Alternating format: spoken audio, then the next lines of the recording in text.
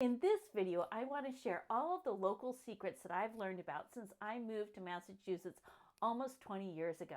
I'm Julie Marion with Homebuyer Real Estate. I'm a local real estate agent here, and it can be daunting moving to a new area, not really knowing what to expect, and sometimes you just want to kind of get a lay of the land.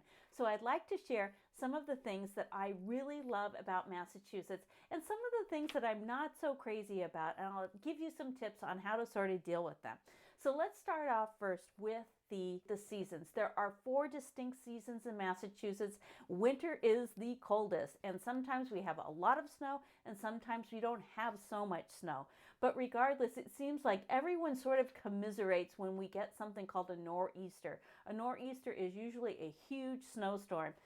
And the Massachusetts Department of Transportation, they are out there with the plows. They're making sure all of the streets are clean so that people can get to work. The plow guys work through the night. They are working the highways as well as all of the local roads. So it can be very cold here, and one thing you want to learn if you haven't lived in a cold area is you're going to want to learn how to layer your clothes. You're going to want to have a t-shirt and sweater and jacket on, and even though it is very cold in the winter, sometimes when you're outside you don't really need all those layers, so you're going to want to peel them off. It's not like where you live in other parts of the country where it's kind of one size fits all. So in the spring is absolutely gorgeous here. There's lots of trees that flower and there's lots of grass everywhere, and so if you have allergies, you're going to want to know that, because you will have a tough time if you've got allergies here. But it is absolutely beautiful. Everyone's gone through the hard winter and now everyone's getting excited for the springtime and the nicer weather.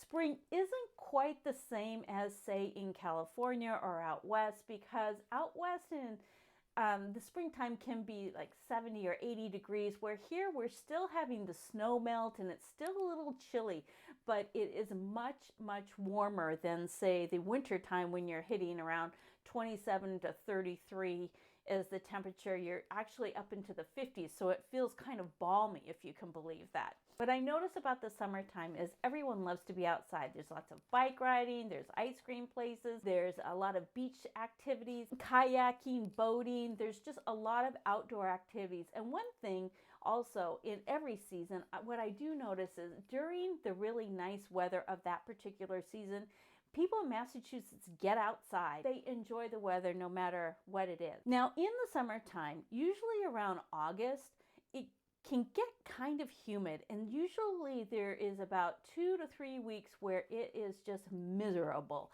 A lot of houses in Massachusetts don't have air conditioning. Now, there's lots of applications for air conditioning. A lot of people put in window air conditioners, and now there's the new mini splits, and some houses do have air conditioning, but a lot of people don't pay for the air conditioning if it's an older home because of the expense of it. They just sort of put in a window air conditioner, and it works for the 3 weeks where we have these really humid days. Come the fall is another change of seasons, and depending upon how much rain we've gotten will depend upon how vibrant the colors are. And the weathermen on the news channels, they actually track the peak foliage. There's lots of events for fairs and apple picking and pumpkins. So it's a really fun time of year. And again, a lot of people in Massachusetts, they're very traditional, where they have their certain things that they do in each season.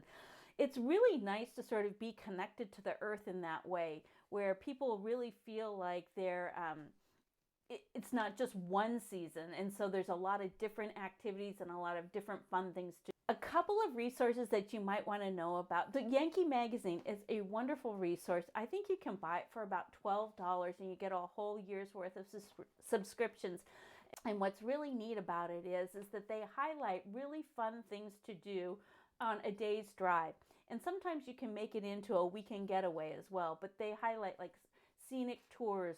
For example, going from Massachusetts up through Vermont, there's a scenic road called Route 100, and it's a beautiful scenic drive, and they highlight things like that. On a daily basis is a show called Chronicle. Chronicle features lots of businesses and lots of fun things to do, but because they are on every single night, they obviously cover a lot more than just a printed magazine. One thing that was very different for me when I first moved here was getting used to the routes.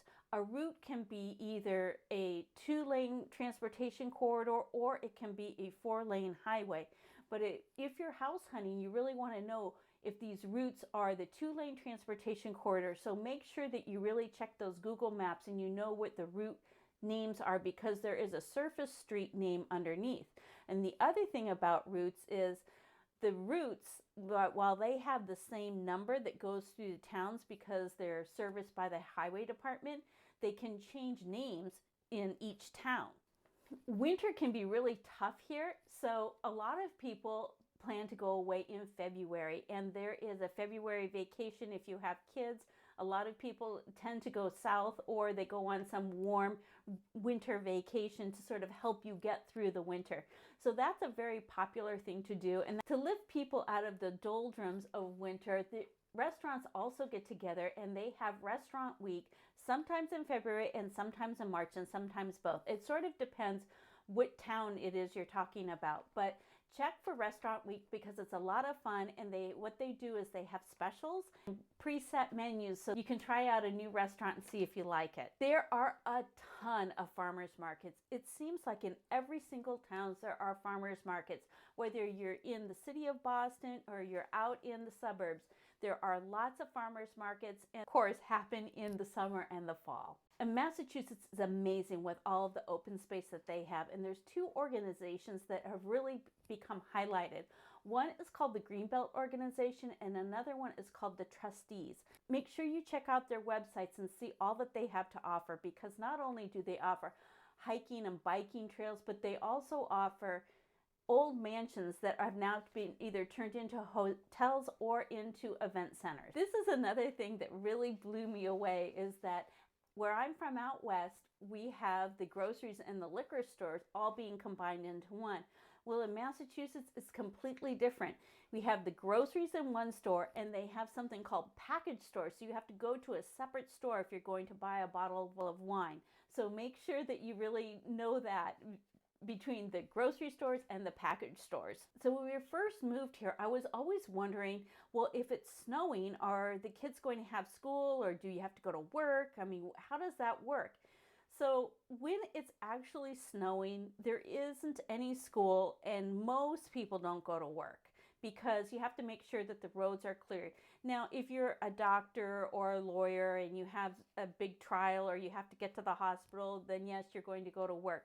But for the most part, a lot of people that aren't essential workers, they actually stay home until the snow is cleared and they can get to work in a safe manner. With respect to schools, usually what happens is the schools will decide if the snow is going to be so bad, and if the snow is going to be really bad, they call it a snow day, and they cancel school and they don't pick the kids up in the bus.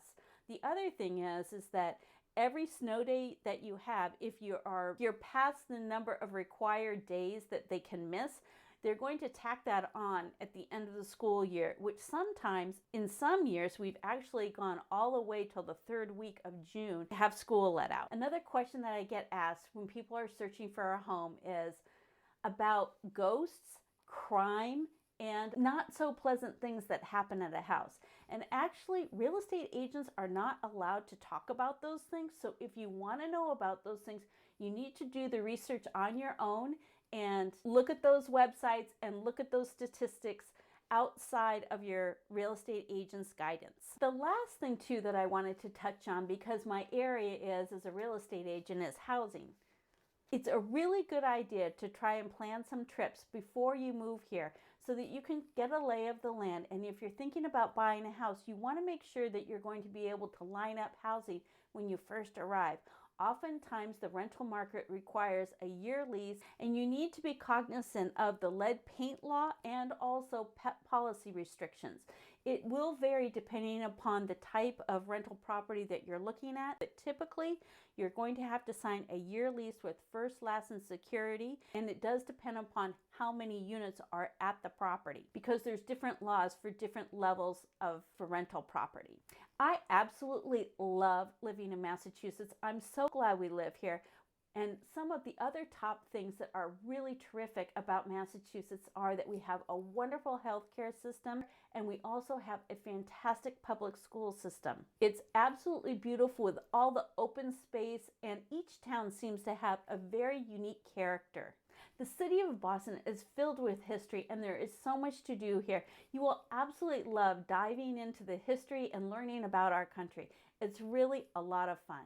The other place I really love is the North End and the Italian food. It is amazing and is very unique to this part of the country. I hope I've provided some value for you, and I've shared some of the local secrets to get you started while moving to Massachusetts. I'm Julie Marion with Huddle Real Estate, where we buy and sell every home as it is our own. Make it a great day.